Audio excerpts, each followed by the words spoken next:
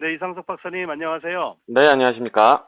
예, 예, 박사님 오늘은 어떤 경제 이슈를 좀 살펴볼까요? 네, 지난 20세기 초부터 이 전 세계 경제, 절대 강자로 군림해오고 있는 국가가 바로 미국입니다. 그렇죠. 광활한 영토는 물론이고요. 이 막대한 천연 자원을 가지고 있고, 뭐 전 세계 최고 수준의 교육과 인프라, 또 인적 자원 등을 고루 갖추고 있으면서, 분명히 온라인상에서는 하늘로부터 선택받은 국가다, 이런 의미로서 천조국이다, 이렇게 많이 불리고 있습니다. 그렇군요. 네, 그런 미국이 2020년에 들어서 굉장히 크게 휘청이는 모습을 최근에 보여주고 있습니다. 그렇죠. 예. 네, 지금까지 보여준 적이 없는 아주 뭐 다양한 문제점들을 이제 노출하면서 불안한 모습 보이고 있는데요. 네. 오늘 이 이야기를 좀 나눠보도록 하겠습니다. 예, 예, 알겠습니다. 이제 과거 미국 하면 이제 세계 경찰의 이미지가 참 강했었는데요. 네, 그렇죠. 하지만 그 말씀하신 대로 최근에는 코로나19로 몇몇 부분에서 불안한 모습을 보이고 있는 게 사실입니다. 네, 과거 뭐 미국에서 만든 헐리우드 영화를 생각해 보십시오.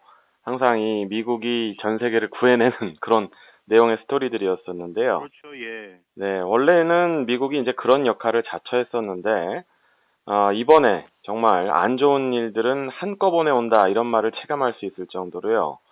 지금 현재 미국의 상황이 딱 그러합니다. 음.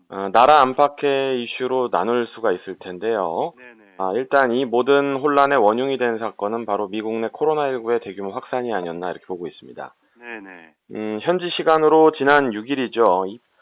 통계 사이트 월드오미터에서 이 미국의 코로나19 누적 확진자의 수를 이제 집계를 했는데요. 네. 무려 304만 명으로 집계가 됐습니다. 네, 굉장히 우리나라, 예. 네, 뭐, 광역시의 한 3배 정도에 달하는 그런 정도의 숫자인데요. 예, 예. 전 세계 감염자의 약 26% 정도가 이 미국인이다. 이렇게 이제 얘기가 되고 있고요. 예. 그 중에서 미국 전체 인구 중에서도 100명 중에 1명 정도가 걸렸다. 이런 정도로 굉장히 심각한 상황이 아닌가 이렇게 봅니다. 진짜 심각하네요. 예. 네, 우리 주변에 뭐 마트 가보면 충분히 100명 넘는 인구들 많이 보는데요. 그럼요. 중에 1명 정도가 걸렸다 이렇게 볼 수가 있으니까 굉장히 예. 심각하지 않나 이렇게 봅니다. 예, 예. 질병의 확산은 감염자의 수가 늘어날수록 더 가속화되는 그런 경향을 보이는데요. 이 4월이 코로나19 확산세의 정점이다 이렇게 믿었던 미국 수뇌부의 판단이 완벽하게 오판이었다 이렇게 이제 말씀드릴 수 있겠습니다. 예, 예. 알겠습니다. 뭐 지난 4월 말쯤에 그 미국 내 확진자 수가 100만 명을 넘어섰다고 했었는데 지금은 뭐 300만 명이라니까 정말 상상도 못할 그런 심각한 수치네요. 네, 맞습니다. 자, 더 심각한 것은 일일 신규 확진자의 수를 최대치로 매일매일 경신하고 있다 이런 겁니다. 예. 확진자의 수가 100만 명에서 200만 명으로 늘어나는데 약 40일 정도가 걸렸었는데요. 네. 이번에 200만 명에서 300만 명으로 늘어나는데 30일이 채 걸리지 않았습니다. 어. 또한 오히려 이 확산세가 가속화됐다 이렇게 볼 수가 있기 때문에 현재 네. 상황이 굉장히 심각하다 이렇게 이제 생각이 드는 겁니다. 네네. 뒤늦게 이제 뭐 각 주별로 자가정이라든가 이 마스크 착용 의무화라든가 사회적 거리두기 뭐 이런 여러 가지 대책들을 강구하고 있는데요. 네. 지금 현재로서는 소잃고 외양간을 고치는 격의 모습이 아니냐 이렇게 보고 있습니다. 네네. 당연히 경제를 이 멈춰서는 시간이 길어지고 있기 때문에 타격이 계속적으로 누적되고 있다 이렇게 볼 수가 있겠는데요. 네. 뭐 내수 경제가 흔들리는 미국의 모습 정말 낯선데요.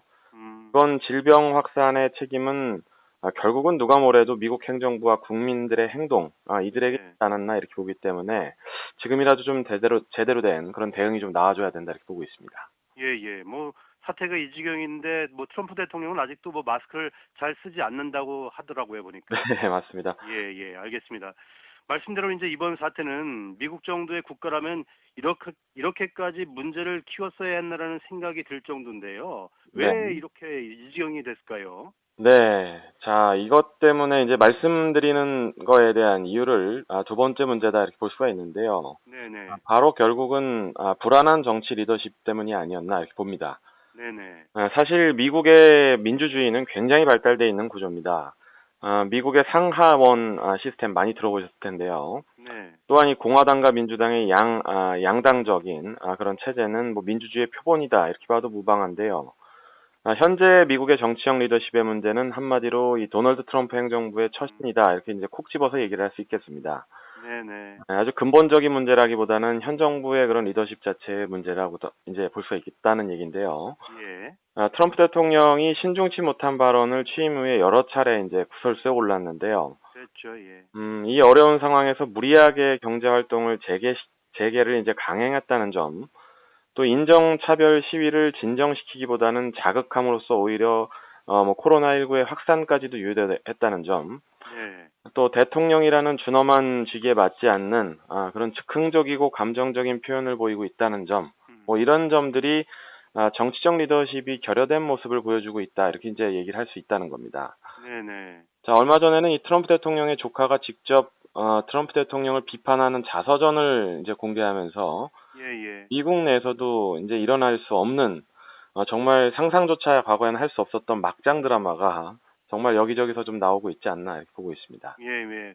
뭐 정말 뭐 총체적 난국이라 할 수 있겠는데요. 네, 그렇죠. 그런데 이게 뭐 어디로 튈지 모르는 트럼프 대통령의 스타일 때문에 네. 지금 세계 경제도 크고 작은 영향을 계속 받고 있잖아요, 지금도. 그렇습니다. 자, 세계에서 가장 큰 영향력을 주는 75억 명분의 1의 그런 사람이라면 분명히 그 언행에 큰 책임이 따르겠다. 또 이 때문에 더 신중해야 된다. 이런 생각을 해야 될 텐데요. 그렇죠, 예. 지난 3월에 코로나19로 인한 이 세계 증시의 폭락장이 이어질 때, 이 도널드 트럼프 대통령의 말 한마디가 전 세계 증시를 아주 출렁이게 했던 모습들 당연히 다 기억하실 겁니다. 예, 예. 대북 문제도 우리로서는 굉장히 생각을 해보게 되는데요. 예, 그렇죠. 네, 이 대화를 할 것인지 거리를 둘 것인지 정말 왔다 갔다 하는 그런 모습 때문에 이 참모진들 역시 갈피를 잡지 못하는 모습입니다. 네네. 현지 시각으로 7일에는 다시금 북한과 대화를 시도해 볼 뜻을 내비쳤는데요. 이 역시도 정치적인 그런 얘기 때문에 언제든지 손바닥을 뒤집힐 수 있다. 이제 이렇게 보기 때문에 북한에서도 경계하는 모습입니다. 그렇죠, 예. 네. 또한 이 다른 경제 대국이죠. 이 중국과의 이 외교 문제가 굉장히 이제 비판의 목소리도 크고 또 예. 최근에 좀 이슈가 되고 있습니다.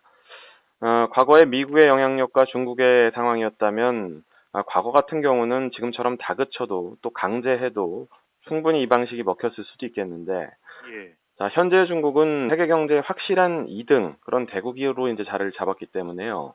네. 미국의 강제적인 행위가 효과적으로 먹히지 못할 수도 있어도 강제적으로 이 중국을 누를 수 있는 입장은 아니다 이렇게 보고 있습니다. 이런 강제적인 제재가 결국은 미국 자신에게도 피해를 입히는 그런 결과를 가져오기 때문에 굉장히 이제 경제적으로 문제가 된다는 겁니다. 예, 예.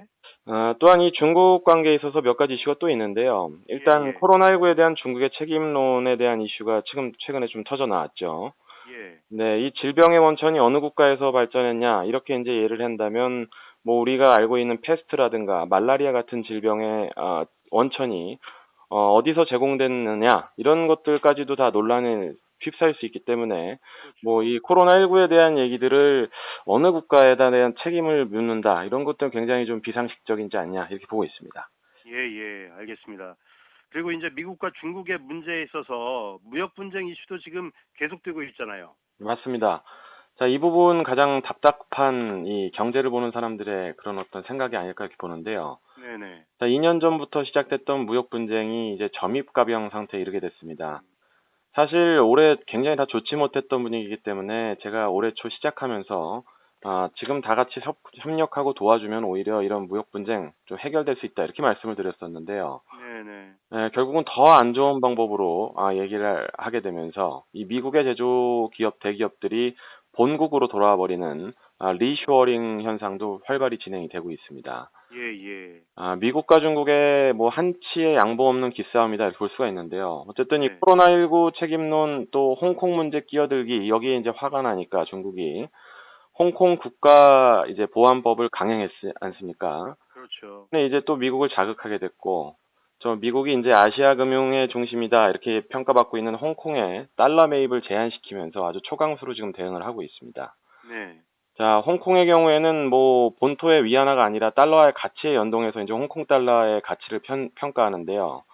이제 미국의 달러를 이제 공급받지 못하게 되면은 여러 가지 문제가 생기기 때문에 지금 홍콩의 경제적인 지위가 많이 상실될 가능성이 높고요. 네. 이런 것들을 좀 이제 앞으로 지켜봐야 된다 이렇게 보고 있습니다. 예, 예. 알겠습니다. 정말 미국이 이제 하루라도 빨리 좀 어른스러운 국가로 돌아왔으면 좋겠습니다. 그렇습니다. 예, 박사님 오늘 말씀 여기까지 듣겠습니다. 네, 감사합니다. 네, 고맙습니다. 네. 지금까지 세계화 전략연구소 이상석 박사였습니다.